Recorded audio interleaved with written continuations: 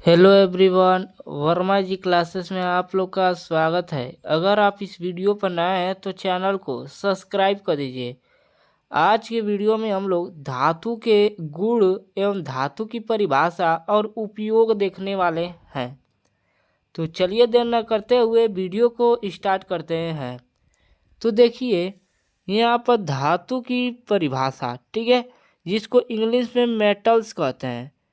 तो देखिए वे तत्व जो इलेक्ट्रॉन त्याग कर धनायन बनाते हैं उसे धातु कहते हैं। क्या कहते हैं? धातु कहते हैं। ठीक है। तो देखिए जैसे में मान लीजिए सोडियम हो गया, जिसका परमाणु क्रमांक 11 है। ठीक है। जैसे में सोडियम हो गया, जब इसका हम इलेक्ट्रॉनिक विन्यास निकालेंगे तो 2 और 8 होगा और 1 होगा। ठीक है। तो देखिए जो सोडियम है ना, इसको अपनी जो बाहरी कोश को पूरा करने के लिए इसको 7 इलेक्ट्रॉन की ज़रूरत है। तो यह अपना एक इलेक्ट्रॉन किसी को देना चाहता है, तो यह अपना इलेक्ट्रॉन का एक का क्या किया दिया, त्याग कर दिया। ठीक है। तो इस पर क्या आ गया, प्लस चार्ज आ जाएगा। ठीक है। तो यह क्या हो जाएगा, ये धातु हो जाएगा। जो सोडियम होगा ये क्या हो जाएगा, धातु हो जाएगा। ठीक है। मुझे आशा है कि आप लोग को यह पूरे बेहतरीन तरीके से समझ में आ गया होगा। तो चलिए देखते हैं धातु के गुण।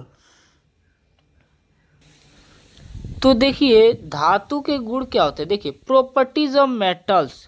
ठीक है। तो देखिए फर्स्ट है कि धातुएं प्राय ठोस अवस्था में पाई जाती हैं। ठीक है। जैसे में पारा को छोड़कर, यानी जो पारा है ना, यही एक धातु है जो कि द्रव अवस्था में पाई जाती है। ठीक है। तो देखिए ये जो पारा होता है इसका परमाणु क्रमांक 80 होता है। ठीक है। तो देखिए दूसरा पॉइंट है धातुएं विद्युत की सुचालक होती हैं। अब विद्युत की जो धातुएं क्या होती हैं, सुचालक होती हैं। अब इसका क्या मतलब, देखिए यानी कि जो विद्युत की यानी जो धातुएं होती हैं इसमें धारा का प्रवाह सबसे आसानी से होता है। ठीक है। अगर हम अगर मान लीजिए हम किसी लोहे के छड़ को, ठीक है, अगर हम आग में जलाएं, यानी आग में उसको गर्म करें तो उसका दूसरा सिरा भी गर्म हो जाता है। क्यों? क्योंकि उसमें क्या, क्योंकि वो धातु है। ठीक है। तो देखिए तीसरा पॉइंट है कि धातुएं तन्य होती हैं। तन्य का मतलब कि धातुओं से तार बनाया जा सकता है। ठीक है। तो देखिए पांचवा पॉइंट है धातुएं आघातवर्धनीय होती हैं। अब आघातवर्धनीय का मतलब होता है कि धातु को पीट करके पतले से पतले चादरों में ढाला जा सकता है। ठीक है। और सबसे अधिक आघातवर्धनीय जो कि सोना होता है। क्या होता है? सोना होता है। तो देखिए मैं यहाँ पर लिख दे रहा हूँ सोना। ठीक है। जो सोना होता है ना, यही एक धातु है जो कि सबसे अधिक से अधिक पतले चादरों में ढाला जा सकता है। ठीक है। तो देखिए पांचवा पॉइंट है कि धातुओं का अपना एक विशेष ध्वनि होती है जिसे धात्विक ध्वनि कहते हैं। ठीक है। यानी जो धातुएं होती हैं उसका में जब उसको पीटेंगे तो उसमें एक ध्वनि उत्पन्न होती है, जबकि अधातुओं में ध्वनि नहीं उत्पन्न होती है। ठीक है। मुझे आशा है कि आप लोग को धातुओं के गुण आसानी से समझ में आ रहा है। ठीक है।